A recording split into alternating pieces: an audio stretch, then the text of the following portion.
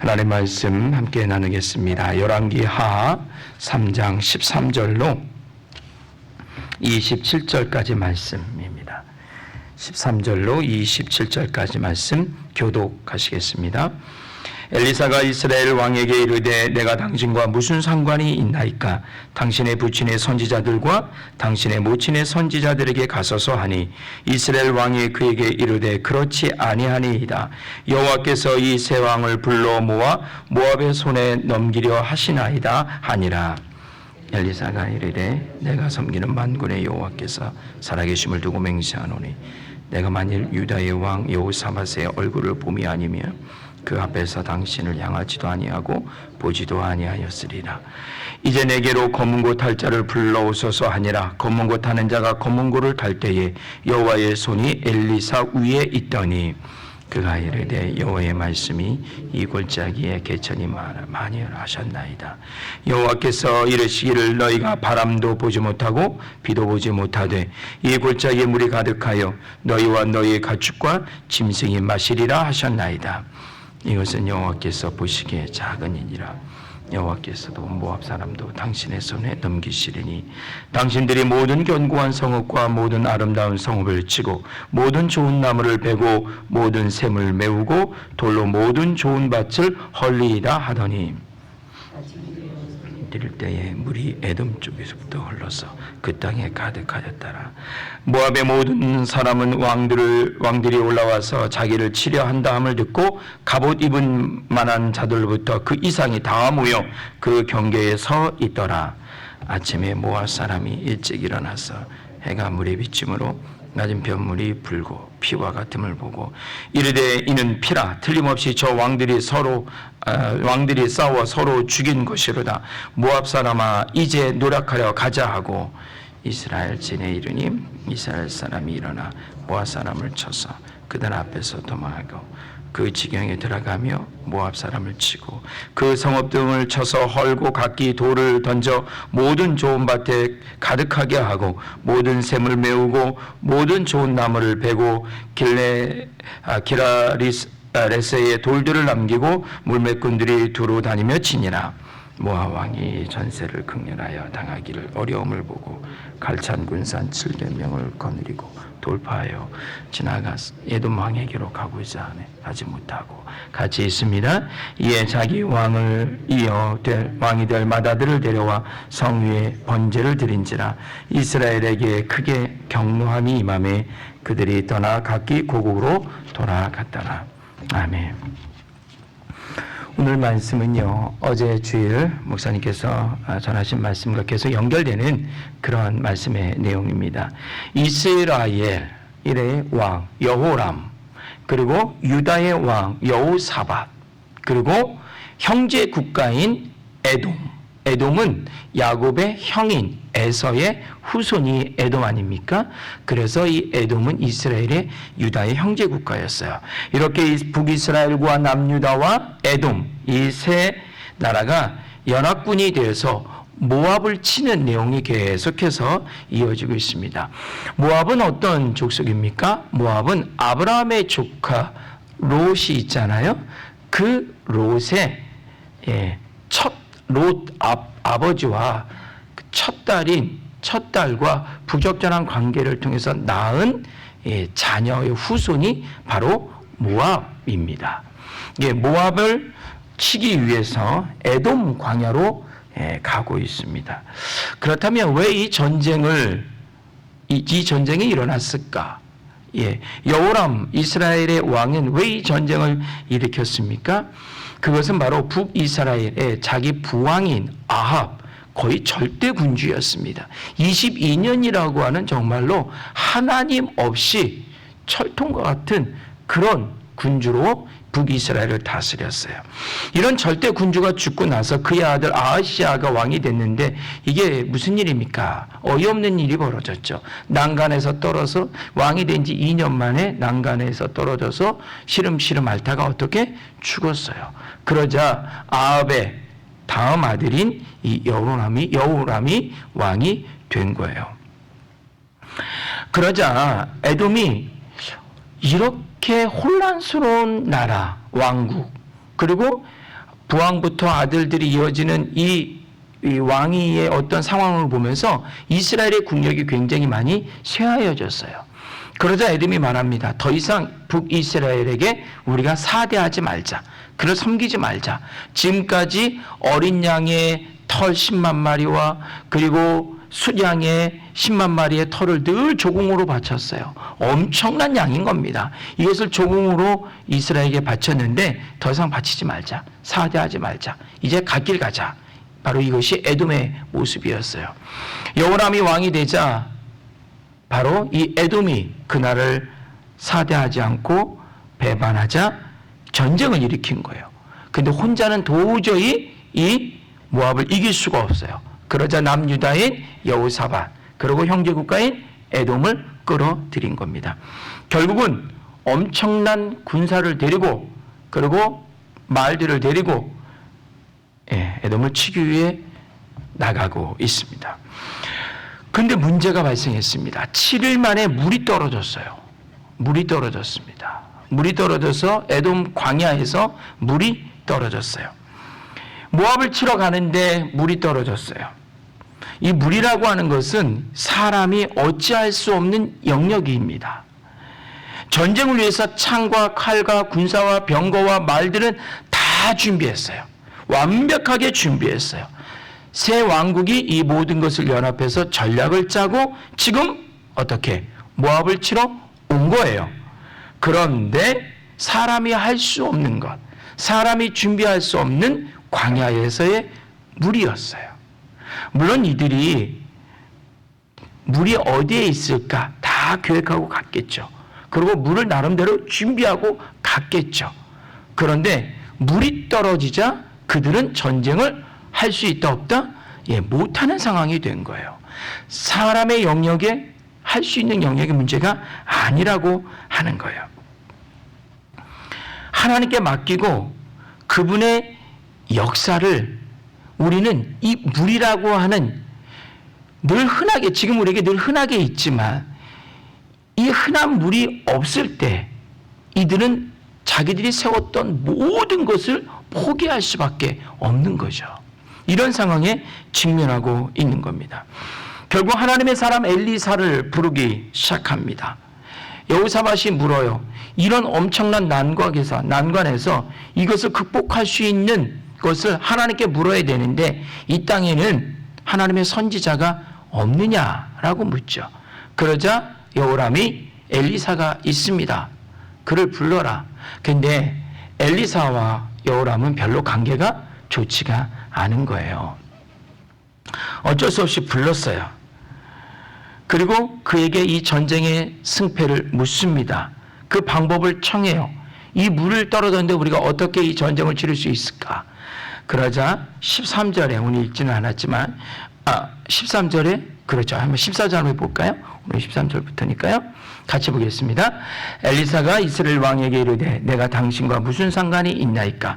당신의 부친이나 선지자들과 당신의 모친의 선지자들에게 가소서 하니 이스라엘 왕이 그에게 이르되 그렇지 아니하니이다. 여호와께서 이 세 왕을 불러 모아 모압의 손에 넘기려 하시나이다 아니라. 엘리사가 그렇게 말해요. 내가 나하고 이 전쟁하고 무슨 상관이 있지? 왜 나를 불렀어?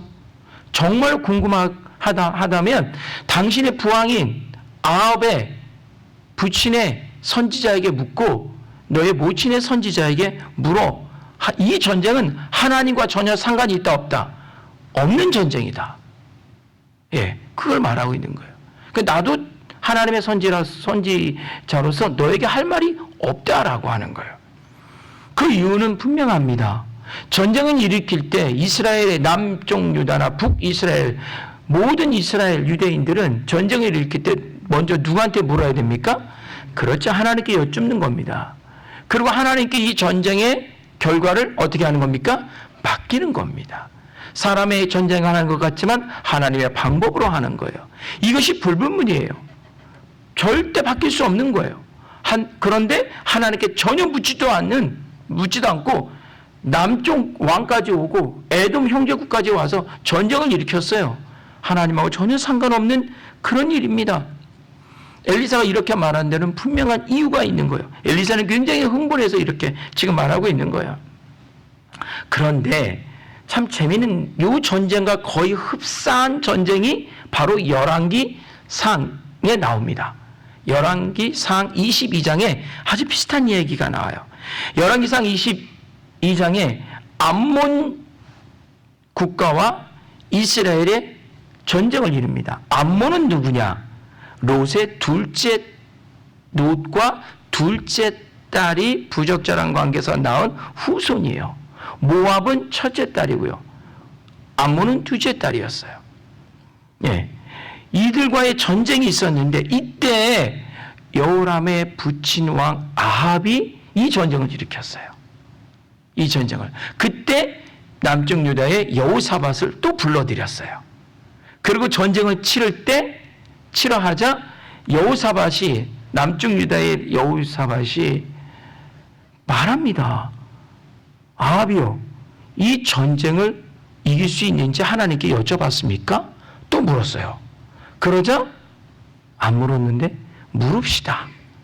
그러자 400명의 거짓 어용 선지자들을 불러다가 하나님이 이 전쟁을 일으키게 하셨고 승리하게 하셨다 했어요. 그러자 여호사밧이 그렇게 물어요.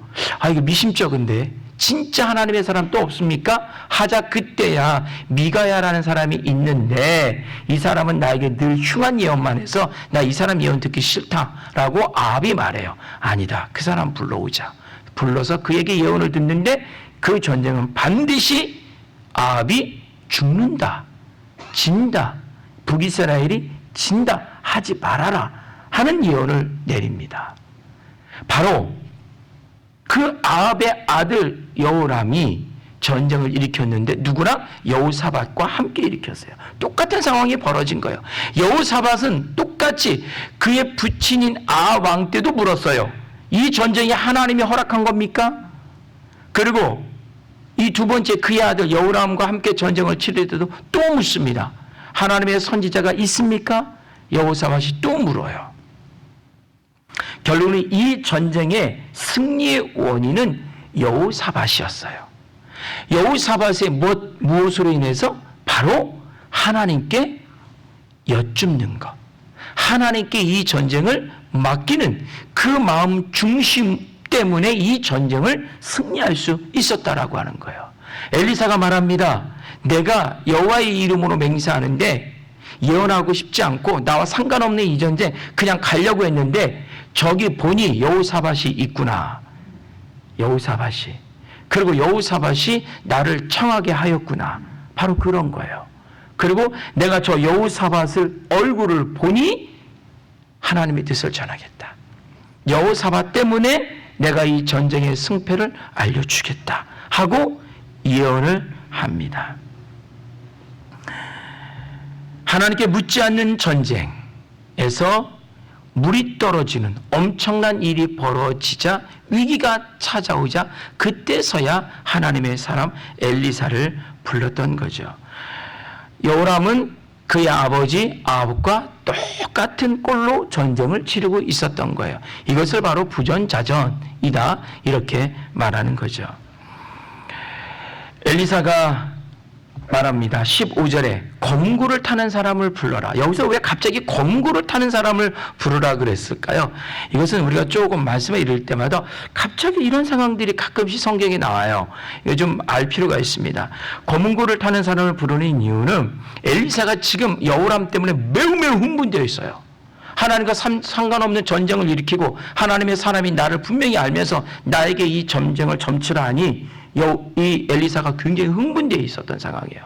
그러자 자기의 감정을 진정시키고 하나님의 말씀을 온전히 대언하기 위해서 검구를 타는 사람에게 검구를 타게 했던 거예요. 마치 사울이 악신이 들렸을 때 다윗이 수금을 타자 그 악신이 어떻게 떠나간 것처럼 엘리사에게도 이것이 필요했던 거예요. 또 하나, 이때 당시 예언 전통에 보면 예언자들이 하나님의 거룩한 예언을 할 때 바로 자기의 흥분과 자기의 감정을 다운시키기 위해서 검은고나 수금을 타는 사람을 옆에 늘 두었어요. 그래서 그들이 연주를 통해서 마음이 가라앉혀지고 분위기가 영적인 분위기가 만들어진 상태에서 하나님의 말씀을 대언하는 이런 예언자적인 전통 방법들이 있었다라고 하는 거예요. 골짜기의 개천을 팔아. 물도 없는데 물길을 내라는 거예요.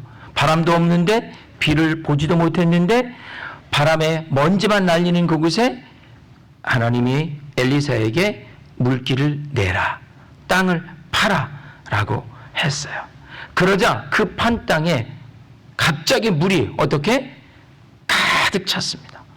그리고 그 전쟁의 승패를 좌우했던 물이 드디어 물 문제가 해결된 거예요. 거기서 병사들이 물을 마시고 짐승들이 물을 먹고 결국은 힘으로 얻어 전쟁을 치르게 됐던 거죠. 22절의 말씀에 보니 한번 22절 말씀 보겠습니다. 아침에 모압 사람이 일찍 일어나서 해가 물에 비침으로 맞은편 물이 붉고 피와 같음을 보고, 자, 아침 햇살에 비친 골짜기에 가두어진 물이 마치 붉게 보였던 거죠. 그래서 모압 왕들이 보자 저들이 지금 자중질환이 일어났다. 서로 세 왕국이 물이 떨어져서 서로 어떻게 싸우다, 암투가 벌어져서 싸우다 결국은 다 죽었으니 그냥 식은 죽 먹기를 우리가 이길 수 있다. 그러니 가서 치자 하고 모압과 그의 왕들과 부하와 수많은 군인들이 들어갑니다. 어떻게 됐을까요? 그렇죠. 거기엔 누가 기다리고 있습니까? 새 연합군이 생수를 마시고 힘을 얻어 하나님이 반드시 이 전쟁에 승리케 하신다라고 하는 그 말씀을 들었으니 사기가 어떻게 됐을까요? 그렇죠. 사기가 하늘을 찌릅니다. 그리고 달려오는, 그냥 대책 없이 그냥 거저 주워 먹으려고 달려오는 모압 군대를 완전히 괴멸시킵니다. 싸움이 극렬해지자 모압 왕이 자기 왕자를 이어받을 자기 아들을 제단에 올려놓고 산채로 배를 가르고 번제를 드려요. 이게 바로 인신제입니다. 잠깐 말씀드리면 고대 사회에서는 이 인신제, 사람을 제물로 드리는 일이 아주 흔했습니다. 그래서 중요할 때, 결정적일 때 반드시 짐승이 아닌 사람을 갖다 바쳤어요. 근데 중요한 것은 어떤 사람이냐가 중요한 거예요. 지금 이 전쟁에서 지면 모압은 끝나는 거예요. 그래서 모압 왕은 이 전쟁에서 반드시 이기기 위해서 가장 확실한 재물을 갖다 어떻게 바치고 있는 거예요. 바로 누구다? 내 생명과 같은 아들을 각을 떠서 번제단에 불을 사르고 아들을 갖다 바친 거예요. 바로 인신 제사를 드린, 그만큼 갈급했고 긴박하다는 그런 얘기예요. 당시 인신 제사는 굉장히 흔했던 거라고 제가 말씀드렸는데, 성경에 보면 아브라함이 이삭을 바치지 않습니까? 모리아산에서 이삭을 바치죠. 이삭을 바치는 사건이 나와요. 아브라함은 하나님 음성을 듣고 이삭을 갖다 바칠 때 아브라함도 늘 생각했어요. 그 당시 아들을 갖다 죽이고 바치는 거는 늘 흔했던 일들이었어요. 인신제는 늘 흔하게 있었던 일이었어요. 그래서 아브라함은 자기 이삭을 하늘의 신이 바치라고 했을 때 갖다 바칠 수밖에 없었던 거예요. 다만 아브라함이 힘들었던 것은 이유가 하나 있죠. 다른 사람들은 아들이 10명, 20명 이상 돼요. 그 중에 하나 갖다 바치는 거는 물론 자식이지만 힘들겠지만 그닥 어렵지 않아요. 하지만 100세에 낳은 아들이었잖아요. 하나밖에 없어요. 자기가 지금 오늘날 하는 상황에서 그 아들 하나를 바치는 거는 굉장히 힘든 거예요. 인신제가 흔해서 당연히 하는 제사였지만 모리아산에서 아들을 바치려고 하자 하나님이 멈춰라 하셨죠. 이건 굉장히 중요한 사건입니다. 이것은 고대 사회에서 하나님이 인신제를 더 이상 허락하지 않는다라고 하는 굉장히 중요한 사건이에요. 이 사건은 두 가지 면에서 굉장히 중요한 거예요. 믿음으로 아들을 바치는 아브라함의 신앙을 본받자. 이게 굉장히 중요한 첫 번째 메시지고요. 두 번째는 당시 고대 상황에서 흥행했던 인신제를 하나님이 완전히 철폐하는 사건이에요. 그리고 하나님을 따르는 유대 백성만큼은, 다른 민족은 다 인신제를 행하여도 유대 백성만큼은 절대로 인신제를 행하지 마라 라고 하는 하나님의 야훼 종교 신앙의 가장 핵심이 바로 인신제를 금하는 거였어요. 그래서 유대인들은 더 이상 인신제를 하지 않아요. 근데 주변의 고대 국가들은 인신제를 늘 흔하게 했다라고 하는 거예요. 아무리 인신제를 드리면 뭐합니까? 내 생명과 같은 아들 갖다 바치면 뭐합니까? 그 전쟁은 누가 결정하신다고요? 하나님이 결정하시기 때문에 인간이 아무리 많은 노력을 해도 자기의 가장 소중한 걸 갖다 바쳐도 그것은 아무 의미가 없는 거예요. 하나님의 신이 함께할 때 반드시 승리할 줄 믿습니다. 하나님이 원하지 않는 인신제까지 드리는 전쟁은 하나님이 어떻게 허락하지 않는 거죠. 그것 자체도 물론 모압의 족속도 하나님이 허락하지 않으셨지만 거기서 드리는 그 불순한 그 제사 역시도 하나님이 허락하지 않는 거예요. 반드시 그 승리는 하나님의 주권 안에 있습니다. 문제는 그 전쟁의 주권자를 인정하는가 인정하지 않는가에 있어요. 그것은 바로 믿음입니다. 하나님은 당신을 인정하는 당신의 백성들에게 상식적인 상황에서, 보편적인 상황에서도 은혜를 베풀지만 바로 이렇게 지금 급박한 상황에서도 초자연적인 능력을 통해서도 당신 앞에 인정하는 그 백성들을 살리고 먹이고 입힌다. 이것이 바로 하나님의 거룩한 섭리라고 하는 것입니다. 이 거룩한 하나님의 섭리, 당신을 인정할 때 하나님이 모든 것을 책임져 주시는 이런 삶, 우리의 일상 속에는 이런 다양한 전쟁과 같은 크고 작은 일들이 매일매일 벌어집니다. 이런 문제와 이런 어려움 속에서 우리는 그 모든 문제의 해결의 주권자를 누구에게 두느냐, 그 모든 것에 따라 그 결과가 달라질 줄 믿습니다. 모든 것을 하나님께 의뢰하고 의탁할 때에 하나님께서 우리의 모든 것을 책임져 주신다라고 하는 이 믿음의 견고한 고백이 저와 여러분의 고백이 되시길 바라고요. 이 아침에 우리의 기도의 제목이 되시길 주의 이름으로 간절히 기원합니다. 기도하겠습니다. 그렇습니다. 하나님, 우리가 살아가는 일상 속에 많은 문제들이 있습니다. 그러나 그 문제의 해결자가 하나님이심을 우리는 또한 고백하고 있습니다. 하나님, 이 고백 위에 하나님의 거룩한 영광이 드러나게 하여 주옵시며 이 고백 속에 우리의 크고 작은 많은 문제들이 해결되는 복을 누리는 사람들이 되게 하여 주옵소서. 내 힘으로 창과 칼과 군사와 마병들을 준비했지만 가장 결정적인 것이 하나님 아버지 해결되지 않을 때 우리는 그 어떤 것도 행할 수 없음을 오늘 말씀을 통해서 봅니다.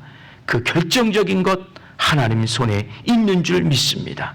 하나님 손에 있는 그것을 우리가 바라고 인정하고 나갈 때에 그 모든 것들을 행하시는 하나님 앞에 진정한 승리자가 되는 줄 믿사오니 거룩한 성령이여 우리에게 이 견고한 믿음을 허락하여 주시옵소서. 감사하며 예수님 이름으로 기도드립니다. 아멘.